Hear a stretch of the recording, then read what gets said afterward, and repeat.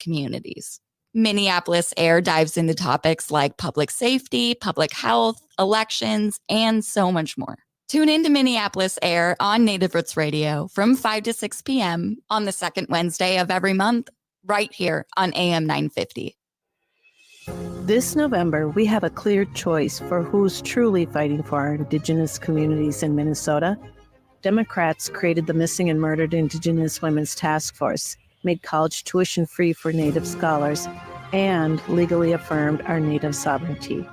By signing co-stewardship agreements to manage federal lands, we return the lands of the Upper Sioux State Park to the Upper Sioux tribe and over 11,000 acres back to the Leech Lake Band of Ojibwa. This November, vote for the party that stands with our community. Vote Democrat. Paid for by the Minnesota Democrat Farmer Labor Party. For everything you need to know about voting in Minnesota, visit the Secretary of State's website at mnvotes.org. Find out where to vote, check registration status, and view sample ballots. Again, for all your voting information, go to mnvotes.org. Protect your children from measles. Measles is a serious disease that spreads easily and can lead to hospitalization and death. The best way to prevent measles is by getting the MMR vaccine. It is safe and effective. Hennepin County Public Health is hosting free vaccine clinics for children ages 0 through 18 this summer and fall. No registration necessary. Our next vaccine clinic is on Saturday, October 26th at Hosmer Library. Learn more by visiting hennepin.us/immunizations. Every day, our people suffer at the hand of domestic and sexual violence. But you are sacred and deserve to be safe in your own home. StrongHearts Native Helpline is here to help. Native-centered, empowerment-based, trauma-informed advocates offer safety, sovereignty, and support. Call or text 844-7NATIVE. To chat online, visit www.strongheartshelpline.org. Reach out today. Hey, Cudahy to all my friends and relatives in 4 directions. This is Robert Pilot of Native Roots Radio presents I'm Awake. I'm here to ask you for your support. Finding honest Native-centered news is not easy. But with your support, we're able to provide accurate information about Standing Rock, Line 3, treaty violations, and COVID-19 in our Native communities. Please visit Native Roots Radio Network on Patreon and donate if you can. That's Native Roots Radio Network on Patreon. Pinigigi, and thank you for your support.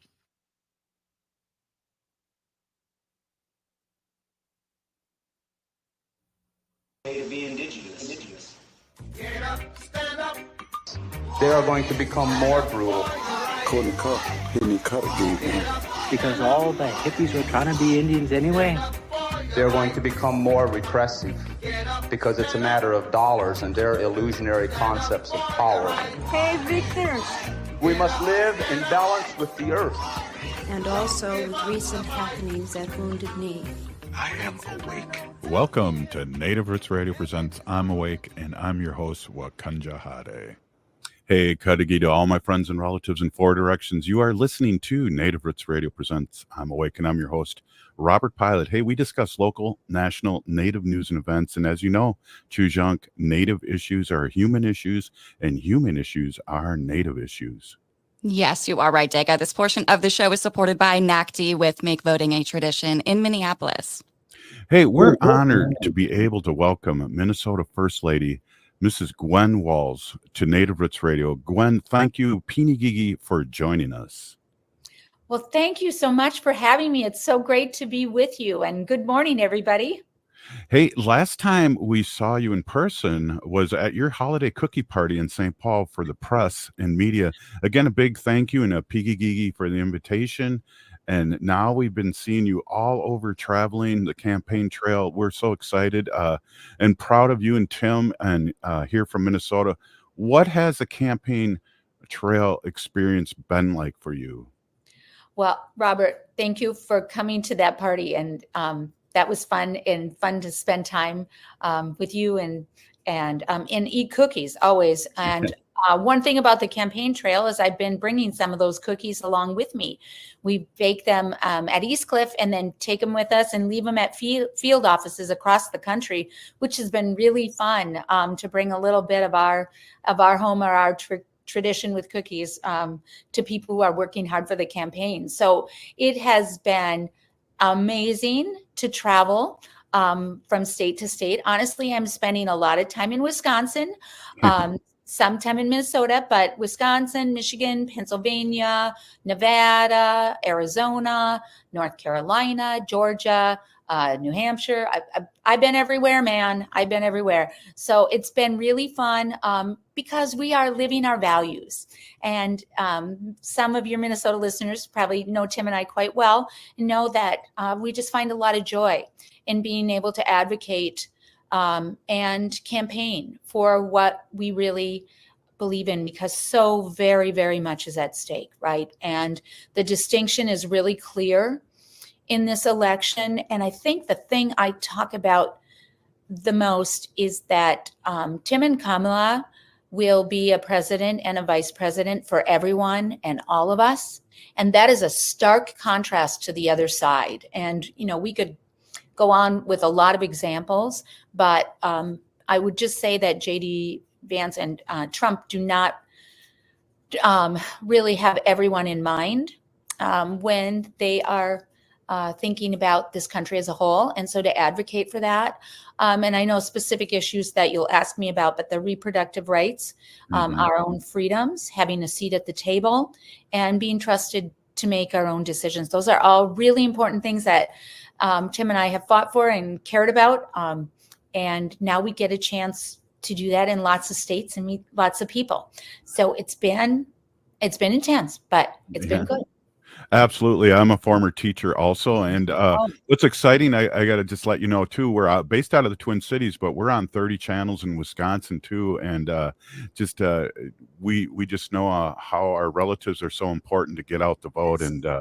And all the hard work you and Tim have done in Wisconsin is duly noted.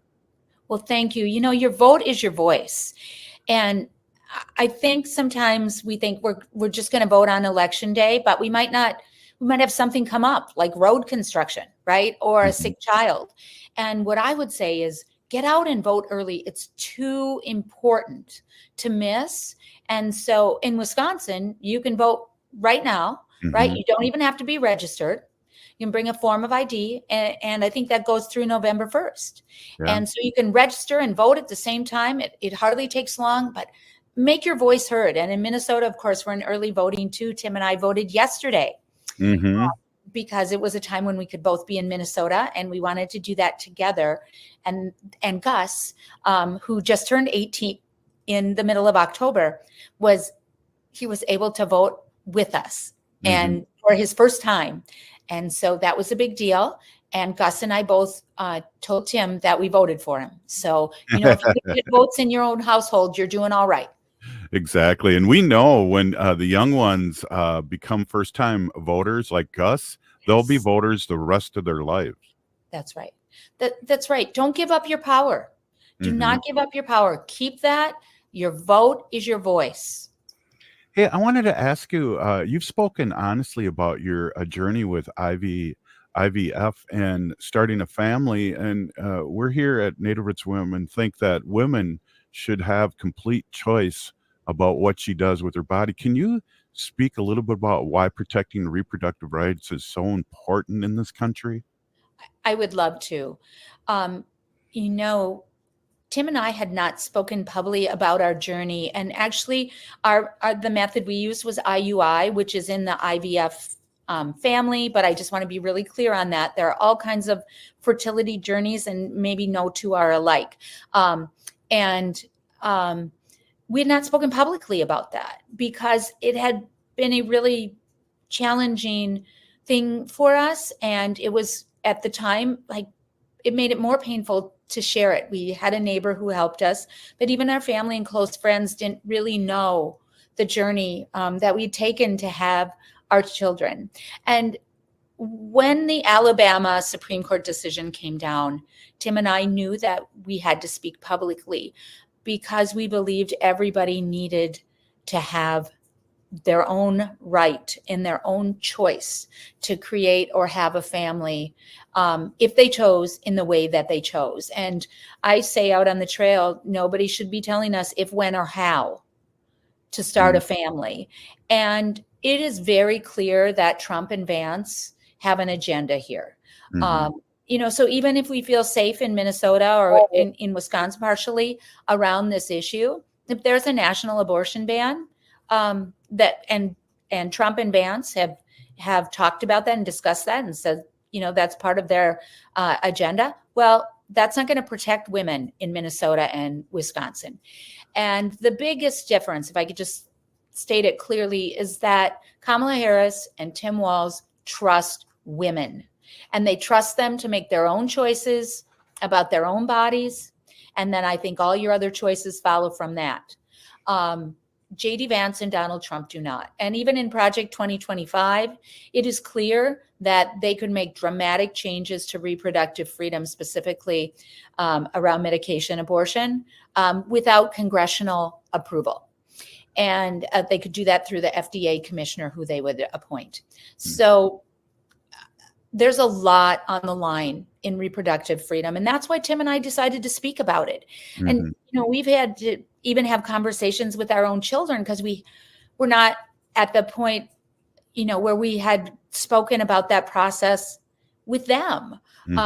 Neither one of them is married or has children yet. And so I don't know if you know exactly when the right time is, but we decided now this was the right time because we feel so strongly about it. And if we can lend our voices to that, we are absolutely going to do so.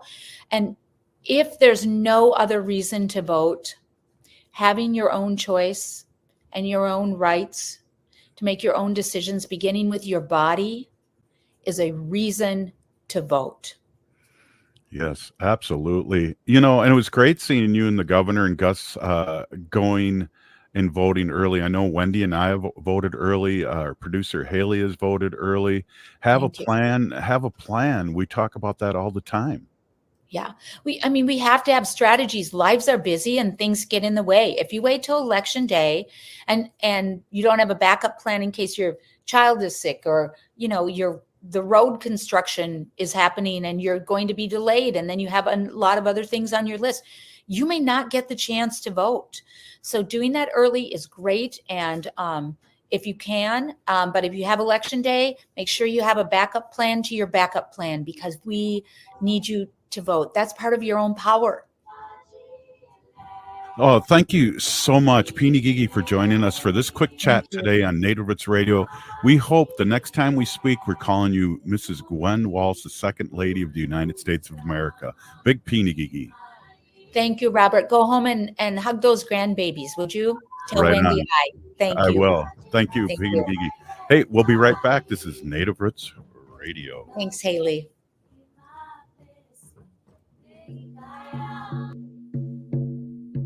When we heal from our traumas, when we face our fears, let go of our addictions, when we relearn our values, when we live our teachings, respecting our elders, cherishing and honoring our children, when we honor and take care of our spirit, there will be no room left for sexual violence. Sponsored by the Minnesota Indian Women's Sexual Assault Coalition. Everyone likes a litter-free ride on Metro Transit buses and trains, so pitch in. Take pride in your ride and take your trash off with you when you get off at your stop. You'll find trash bins at every Metro station. Want to help clean up transit stops in your neighborhood? Join the hundreds who volunteer to adopt a stop and keep it picked up. Learn more at metrotransit.org/adopt-a-stop. That's metrotransit.org/adopt-a-stop. For nearly 10 years, Make Voting a Tradition has empowered Native American communities by bringing friends and families together to talk about important issues. NBAT is increasing voter turnout and ensuring Native voices shape the future. This election season, skip the crowds and vote early in Minnesota. Elders and busy voters can vote in person before Election Day. Find your early voting location at sos.state.mn.us. Let's make voting a lasting tradition for generations to come. Every day, our people suffer at the hand of domestic and sexual violence. But you are sacred and deserve to be safe in your own home. StrongHearts Native Helpline is here to help. Native-centered, empowerment-based, trauma-informed advocates offer safety, sovereignty, and support. Call or text 844-7-NATIVE. To chat online, visit www.strongheartshelpline.org. Reach out today. Anine, I'm Lieutenant Governor Peggy Flanagan, and you are listening to Native Roots Radio. Welcome back to Native Roots Radio presents I'm Awake, and this is Robert Pilot. This portion of the show is supported by the Native American Community Development Institute, or NACDI, in Minneapolis. Hey, before we get our friend Robert Lilligren on, let's take a listen to our friend from the state of Wisconsin, Governor Tony Evers. Let's take a listen. Hey there, Native Roots Radio. Governor Tony Evers here with my weekly update. November 5th is a really important day. It's Election Day in Wisconsin. Voting is the single most powerful tool we have in our democracy, and it's essential that each and every eligible voter makes a plan to vote this year. So first things first, make sure that you are registered to vote. You can check your voter registration, find your polling place, and check on what's on the ballot by going to myvote.wisconsin.gov. If you aren't already registered to vote, don't worry. You can register at your polling location. Just be sure to bring a proof of residence document, like a utility bill or a lease agreement, or your photo ID can double as your proof of residence if it's your current residence too. If you're voting absentee this year, you can still request your absentee ballot online until October 31st, but then make sure to get it back to your clerk by 8 p.m. on November 5th. The Postal Service recommends mailing your absentee ballot at least 1 week before Election Day to ensure it arrives on time. You can also return your ballot to your clerk's office, a drop box, or at your polling place on Election Day. And starting this week, you can vote early at your municipal clerk's office or another site designated by your clerk. Dates and hours vary by municipality. If you're planning to vote in person on Election Day, polls open at 7 a.m. Bring your photo ID, grab a friend, and make sure to get in line by 8 p.m. Because of fair maps I signed into law, Wisconsinites will no longer be voting under some of the most gerrymandered legislative maps in America. Our maps are fair, responsive, and reflect the will of the people. So find everything you need to vote at myvote.wi.gov, and let's get out to vote, Wisconsin. Thanks for listening. Back to you, Robert, and Native Roots Radio. Hey, wow, that's great. Hey, we have our friend Robert Lilligren, Native American Community Development Institute CEO. It's great to see you. I got to jump right in, Robert. Yeah. We've had a great show so far, so let's keep it up. No. Right. I hope I can measure up. You really can. Gwen Walz is a hard act to follow, as is Governor Evers. So you're definitely up for it. Hey, I gotta definitely bring up this Indian Country Today had an article about President Joe Biden is set to make his first visit to tribal lands, offering long-awaited apology for the U.S. government's past actions regarding Indian boarding school.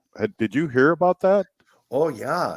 I mean, I heard it on sort of the blogs and on the native media, but just before I came on, I was watching mainstream TV, network news, and it's on there as well. Wow. And it was on the local news, and what never ceases to surprise me, because as we know, all Native people are familiar with this history.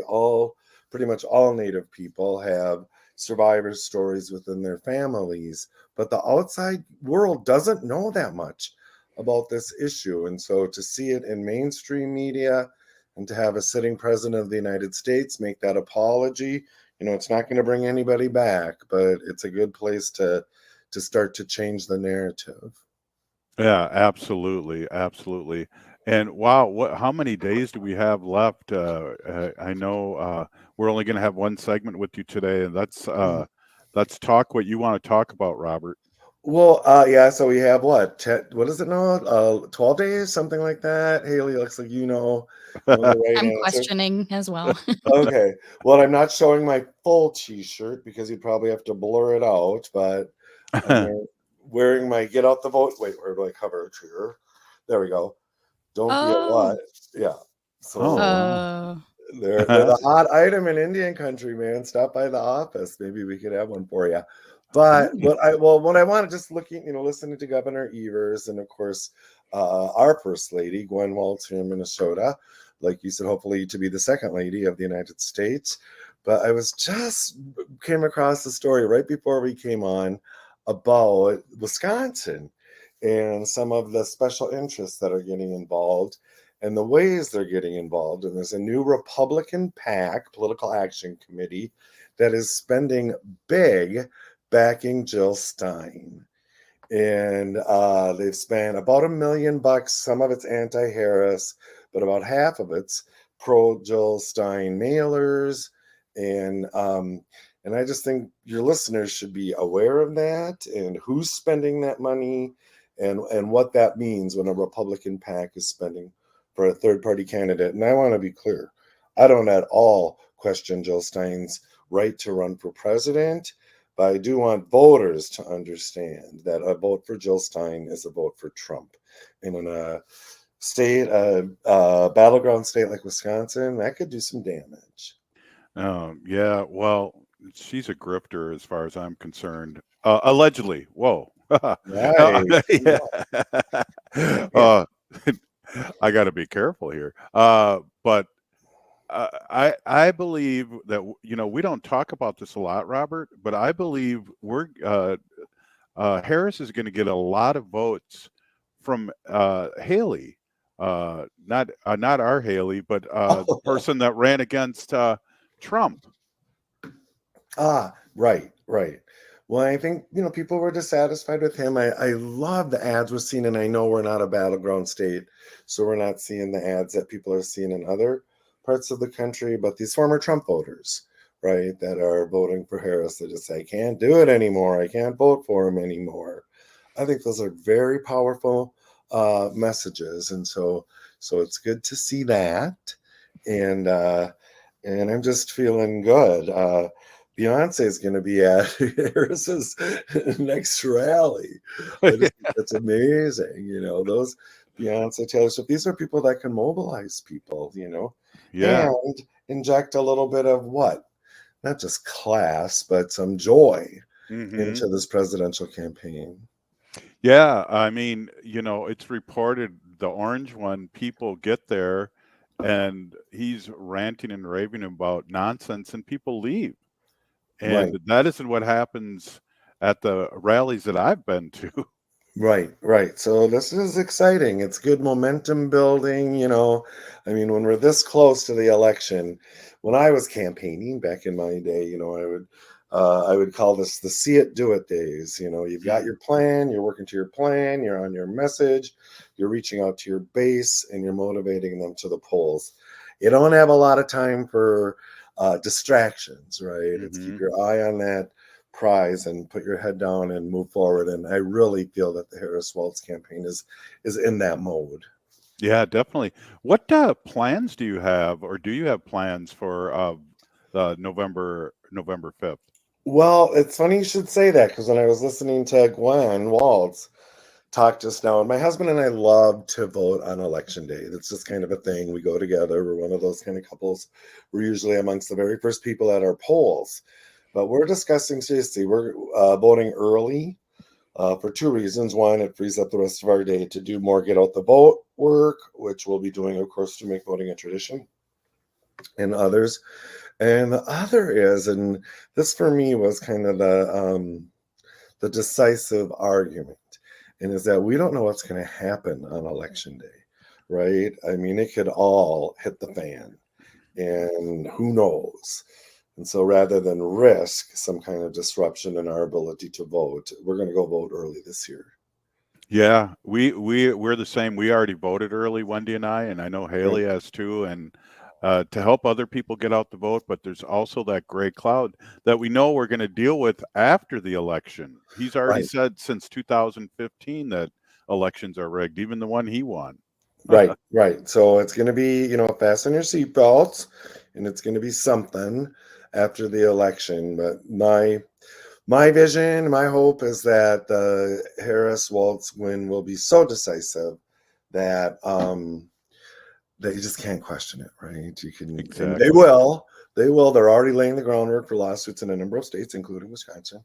but hopefully the victory is so great that it's not to be challenged. Well, we might be on the air till 8:00, and then I want to run down to the DFL, wherever that is this year, if it's St. Paul or Minneapolis, and hang out. Cool.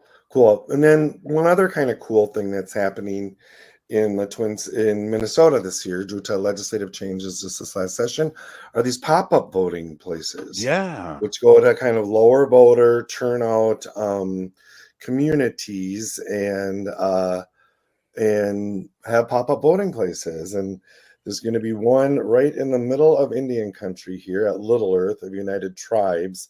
And I am struggling to find the date. I'm scrolling through, but I just think Haley, who brought that up? Somebody brought that up to us. Yeah, I forget who we were talking to though, but sure. Yeah, so that will be very cool, and then just to make voting a tradition, I have some stats about Native votes here, and just what a power we are here in Minnesota, and our work to make voting a tradition, and throughout the community here, really trying to maximize that Native vote and that Native voice. Absolutely. Hey, maybe you can join us if we're on past our time on election day to talk about what's happening and get people motivated. All right, let me know. I will. Hey, thanks a lot, Robert Lilligren, Native American Community Development Institute here in the Twin Cities, Minnesota. We'll be right back. This is Native Roots Radio.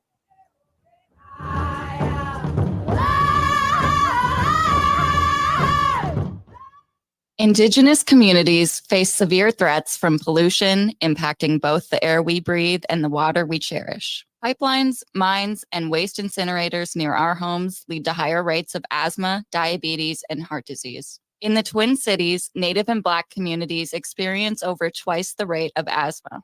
Let's not forget that water is life. It's something we must protect as a vital resource and way of life. In Minneapolis, our vote helped close the Smith Foundry and bituminous roadways. Let's continue using our vote to fight for climate justice. Make voting a tradition, or MVAT, empowers Native communities by increasing voter turnout and supporting conversations about critical issues like clean air, water, and health. By getting involved, we shape the policies that protect our families and environment. Find your nearest polling location at sos.state.mn.us. Let's make voting a tradition for future generations. That's sos.state.mn.us. This November, we have a clear choice for who's truly fighting for our Indigenous communities in Minnesota. Democrats created the Missing and Murdered Indigenous Women's Task Force, made college tuition free for Native scholars, and legally affirmed our Native sovereignty. By signing co-stewardship agreements to manage federal lands, we return the lands of the Upper Sioux State Park to the Upper Sioux tribe and over 11,000 acres back to the Leech Lake Band of Ojibwa. This November, vote for the party that stands with our community. Vote Democrat. Paid for by the Minnesota Democrat Farmer Labor Party. For everything you need to know about voting in Minnesota, visit the Secretary of State's website at mnvotes.org. Find out where to vote, check registration status, and view sample ballots. Again, for all your voting information, go to mnvotes.org. The city of Minneapolis is now on Native Roots Radio with Minneapolis AIR. AIR stands for American Indian Relations. Guest host Christine McDonald talks to people about important things affecting the city's Native communities. Minneapolis AIR dives into topics like public safety, public health, elections, and so much more. Tune in to Minneapolis AIR on Native Roots Radio from 5 to 6 p.m. on the second Wednesday of every month, right here on AM 950. The Minneapolis Institute of Art is featuring the art and legacy of Jody Falwell, a groundbreaking potter from Cabo Owinga, New Mexico. Over the past 50 years, Falwell has revolutionized Pueblo pottery and native art by weaving in personal, political, and social stories into her pieces. Her exhibition titled Opawa Omung shows the incredible range of her work and the impact she's had on both native and contemporary American art. You can check it out at MIA through January. For more info, visit artsmia.org. As we age, it's important to invest in our health and to help protect it. Like the flu, COVID-19 is always changing. That's why it's important to stay up to date on your vaccines. By getting the flu and COVID-19 vaccines, you can renew your body's defenses and lower the risk of getting sick. Get your health boost and protect yourself against the flu and COVID. Find vaccines near you at vaccines.gov. Again, that's vaccines.gov. Vaccines.gov. Everyone likes a litter-free ride on Metro Transit buses and trains, so pitch in. Take pride in your ride and take your trash off with you when you get off at your stop. You'll find trash bins at every Metro station. Want to help clean up transit stops in your neighborhood? Join the hundreds who volunteer to adopt a stop and keep it picked up. Learn more at metrotransit.org/adopt-a-stop. That's metrotransit.org/adopt-a-stop. Hi, I'm Jane Fonda, and you're listening to Native Roots Radio. And we're back to Native Roots Radio presents I'm Awake, and this is Robert Pilot. This portion of the show is supported by StrongHearts Native Helpline. October is Domestic Violence Awareness Month, and StrongHearts offers culturally appropriate support and advocacy for Native Americans. You can call or text them at 1-8447-NATIVE or chat online at strongheartshelpline.org. Hey, we have our friend Rachel Carr-Shunk, Deputy Executive Officer with StrongHearts Native Helpline on, and I want to say thank you for joining us, Rachel. Please introduce yourself and remind our listeners where you are from in Indian country and how long you've been with StrongHearts. Yes. Hi, everyone. Thanks for having me. My name is Rachel Carr-Shunk. I am a citizen of the Sault Ste. Marie tribe of Chippewa Indians, and I am actually located in my ancestral homelands in Sault Ste. Marie, Michigan. I've been at StrongHearts Native Helpline not very long. I still feel like it's a short time. I just started back in February, late February. But I've been in this work, the anti-violence work, specifically in Indian country, my entire career since about, late 2009, early 2010. So. Well, welcome back on. And Rachel, you were on earlier this month and you mentioned some of the activities your organization was doing to spread awareness of domestic violence. Can you share about some of these and how those went? Yeah, of course. I'd love to. So we at StrongHearts Native Helpline, we focused our DV awareness campaign on breaking the cycle happens in community. And so we hosted a community chat on October 16th, and it was broadcasted on our Zoom, and it soon will be available on our YouTube platform. And so that community chat went really well. We had our communications manager, Sam, on it, as well as one of our service managers, Naida. And they just talked a lot about the different aspects of domestic violence. They talked about, some misconceptions about domestic violence. What are ways that we can support our relatives experiencing domestic violence, and what are ways our communities can support victims and survivors? Can you talk about some of these misconceptions about domestic violence? Yeah, of course. So I actually listened to the community chat. I got a sneak peek and got to listen to it. And both Naida and Sam talked a lot about the different misconceptions that they've either experienced, before they started doing this work, or that they've heard from, their relatives, things like that. And one really important one that they talked about was the misconception that violence in our community is like a normal experience, right? And I couldn't agree more. As Native people, we either ourselves have experienced domestic violence, or we know someone who has experienced domestic violence. And so, it's really unfortunate that a lot of us, it's just like this normal everyday thing. It's almost kind of expected. It's almost like, I don't want to say like a rite of passage, but it's just this expected thing that happens to Natives. And so you'll see on social media, you'll see memes and jokes about domestic violence. And I'm going to reference one that I just saw pretty recently. It was a frying pan, and it had a piece of fry bread in it. And on the side of the frying pan, it was dented. And it said something about like Auntie got upset last night or something like that. Which, I understand as Native people, like we use humor a lot for a lot of things and in a lot of different ways. And laughter is medicine. I truly believe that. But seeing stuff like that just kind of normalizes violence. And that, I think, is a misconception, right? Violence isn't normal. Violence is not a part of our tradition. It's not our way of life. And it was introduced by colonization. So I think when we talk about misconceptions, we sometimes have to look at like how we actually talk about issues that are impacting our communities. Yeah, amen to that. You mentioned that your team shared some ways to support our relatives experiencing violence. Can you share what some of those suggestions are? Yeah, so one of the ways that Sam and Naida both talked about supporting our relatives that experience violence is to be involved in the community, right? Especially during Domestic Violence Awareness Month. Get educated about, the dynamics of domestic violence, but also what services are available. There's all kinds of webinars, there's conversations like we're having right now, community awareness events. Every community is different in how they want to promote awareness around domestic violence. Some, there's community feasts, there's DV awareness marches, there's just different events that are hosted. My community actually just last weekend hosted like a Halloween themed community dance that went really well. So, attend those things, get educated. And yeah, we are nearing the end of Domestic Violence Awareness Month, but if you're able to still attend some event or, watch a webinar that maybe was previously recorded, participate in those, learn more about domestic violence, and then, have conversations with about what you've learned with the people around you, your loved ones, your family, your friends, your neighbors, your colleagues. Have these conversations, right?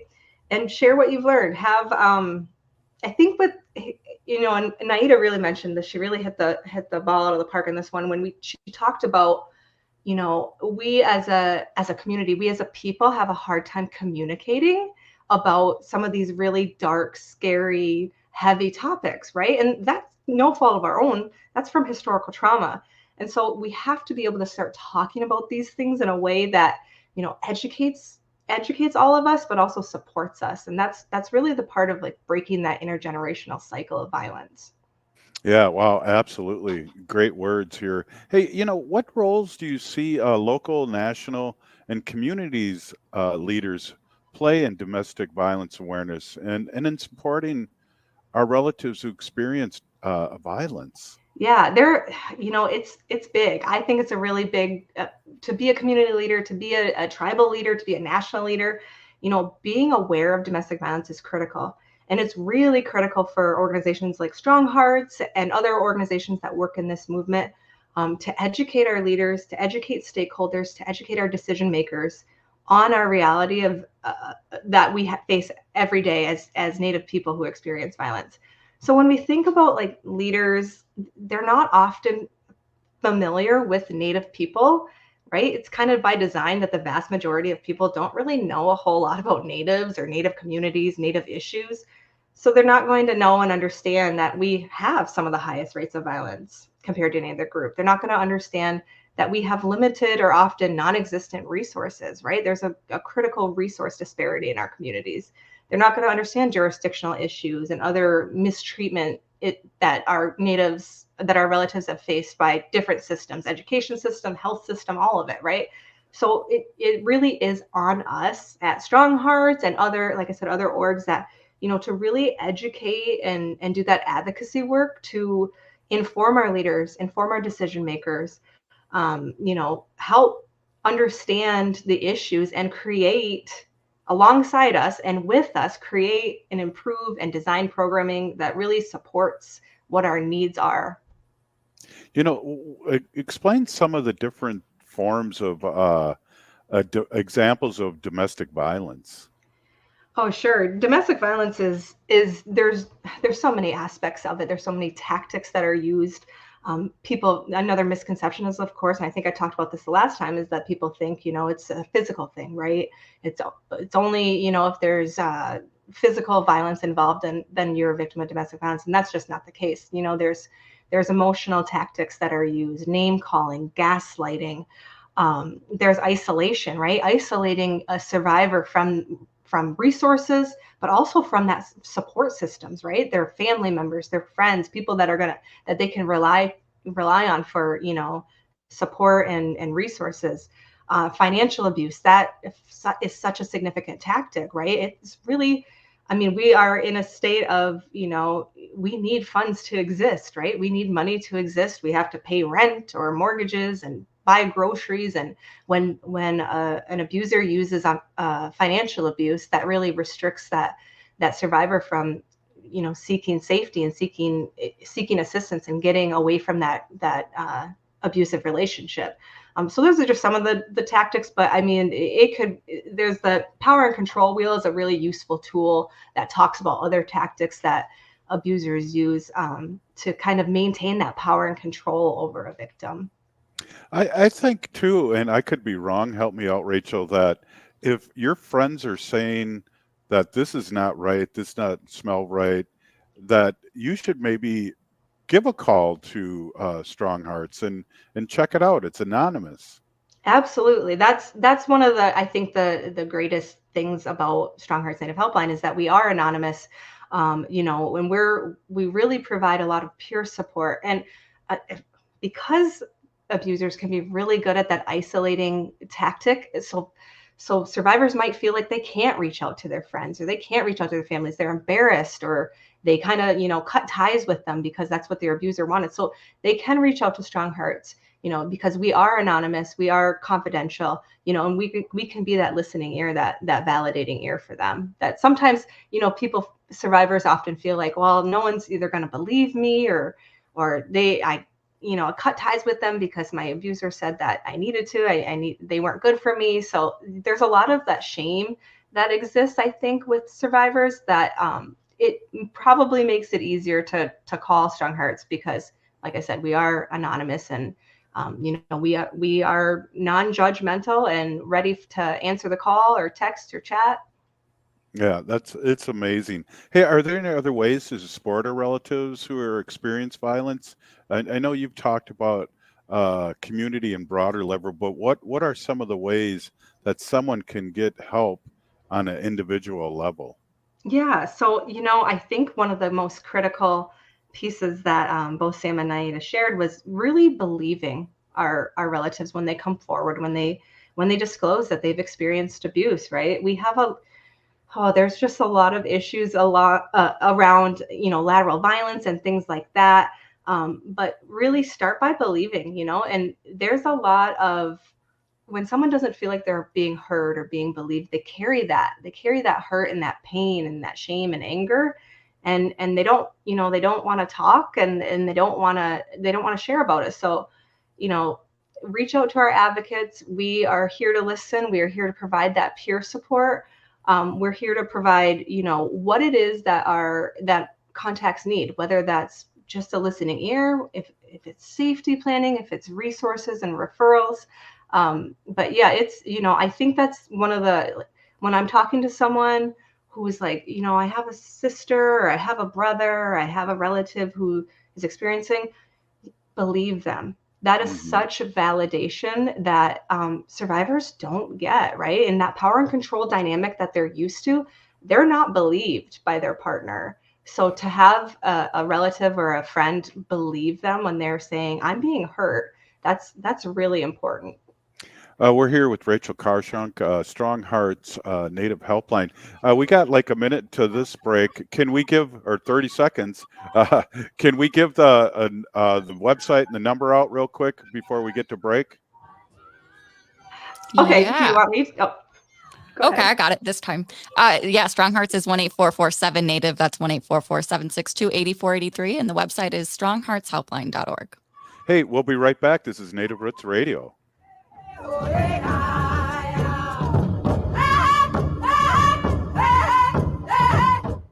As we age, it's important to invest in our health and to help protect it. Like the flu, COVID-19 is always changing.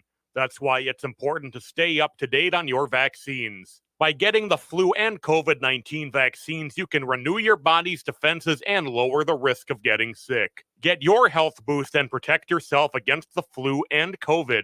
Find vaccines near you at vaccines.gov. Again, that's vaccines.gov. Vaccines.gov. Minnesotans age 65 plus might qualify for Health Partners Minnesota Senior Health Options. The plan includes personal support, coverage for medical, prescription drugs, and dental, plus over 30 extra benefits. Eligibility information is available at healthpartners.com/oneplan. Health Partners is a health plan that contracts with both Medicare and the Minnesota Medical Assistance Medicaid program to provide benefits of both programs to enrollees. Enrollment in Health Partners depends on contract renewal.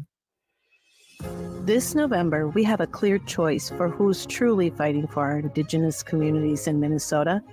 Democrats created the Missing and Murdered Indigenous Women's Task Force, made college tuition free for Native scholars, and legally affirmed our Native sovereignty.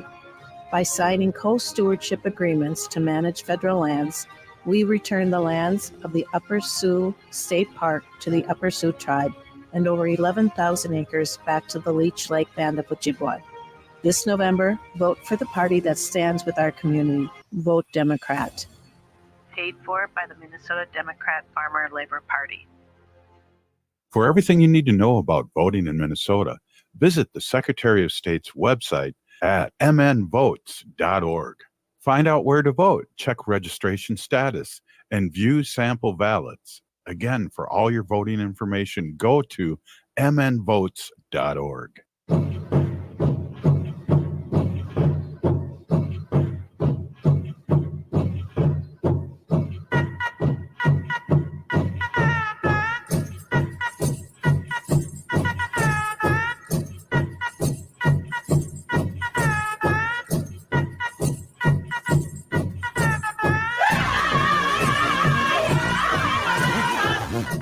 Welcome back to Native Roots Radio Presents I'm Awake, and this is Robert Pilot. This portion of the show is supported by Howling for Wolves, protecting wolves for future generations. Oh!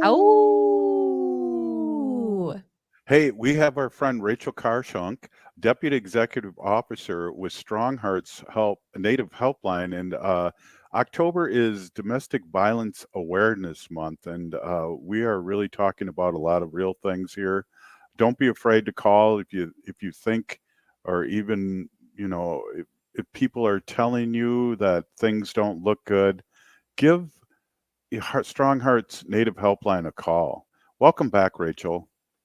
Yes, thank you so much. That's a great suggestion, because we get a lot of, I have the opportunity to like exhibit or table at certain events, and we get a lot of people coming up and saying, oh, like, I think my sister should probably give you a call. Like, what can I say to suggest? And, we have our awareness items and things like that. But, just really saying like, hey, just give them a call. They're friendly, they're trusting, they listen, and they can talk about the dynamics of your relationship and give you that DV education, or that education around what is, abusive, what's unhealthy, what's healthy, and help you determine that on your own.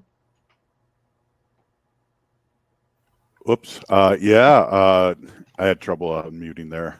Hey, we know from past conversations that StrongHearts also connects clients to outside resources, and I love the fact that I always bring this up is about people that feel like they can't leave because they have young ones or a pet, and pets family, as far as I'm concerned.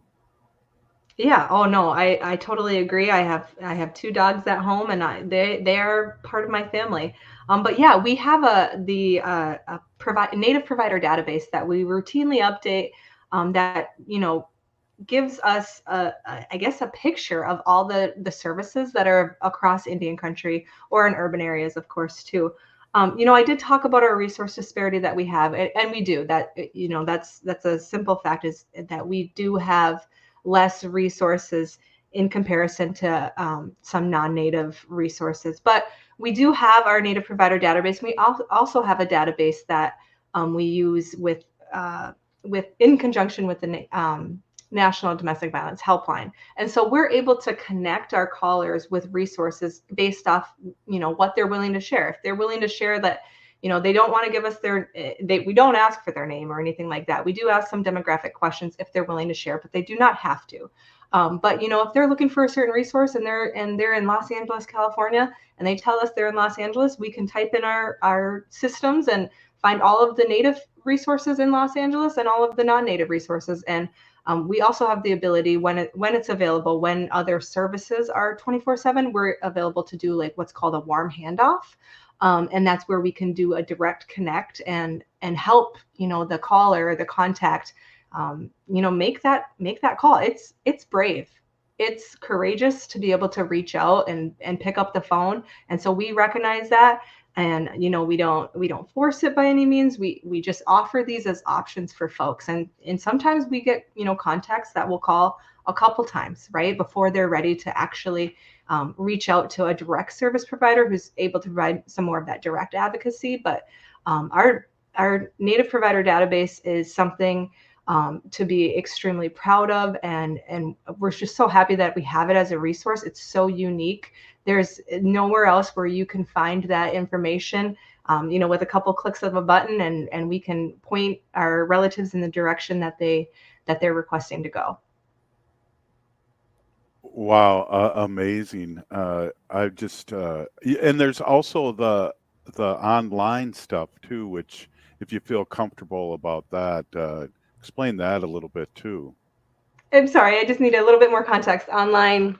Well, we have you have online chat, right? Oh, Correct? yes, of course, yeah. So actually, when we first initially launched, StrongHearts was limited in how we operated. We operated in a 9 to 5 fashion and a Monday through Friday fashion. So of course, we know that violence happens at all times of the day, at any time, any day of the year.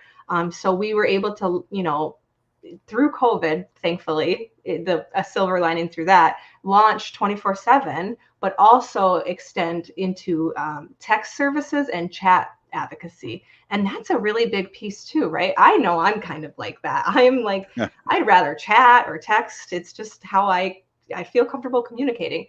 So that has really, provided an opportunity for folks who maybe don't want to get on the phone and don't, they're not comfortable like speaking.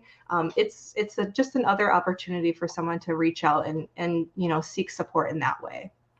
Absolutely. Sorry about the confusion there, but no worries. I wasn't sure what it was called. Haley, we have a whole bunch of help here in the Twin Cities. Name a few of those.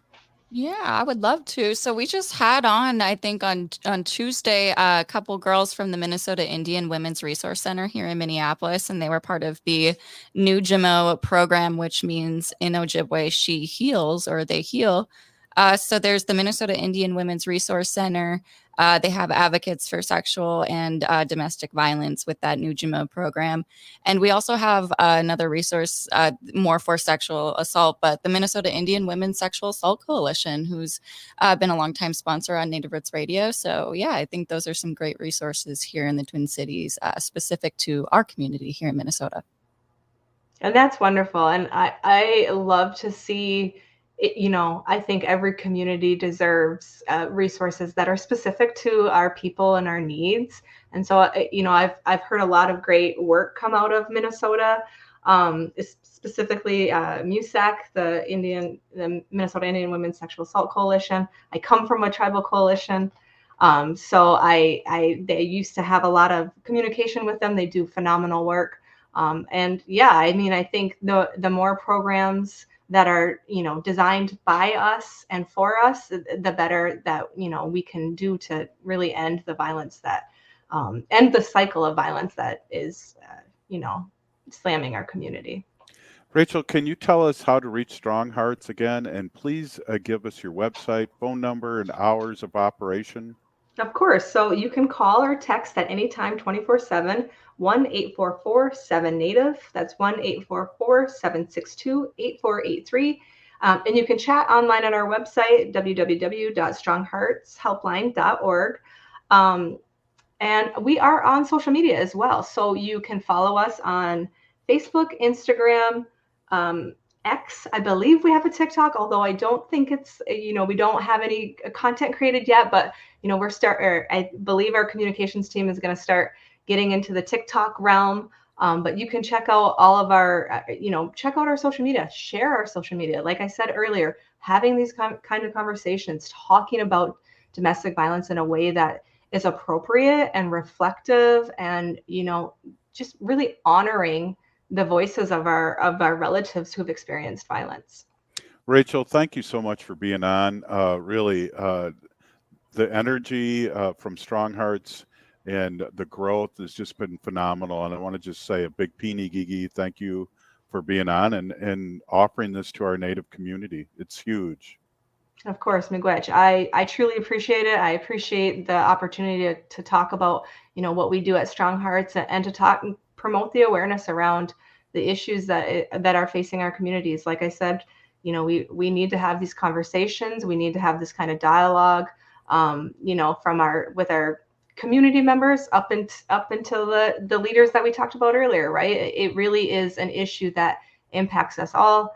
And, that's how we're going to start really kind of undo that cycle of violence and cycle of historical trauma is start talking about it in an honoring and respectful way.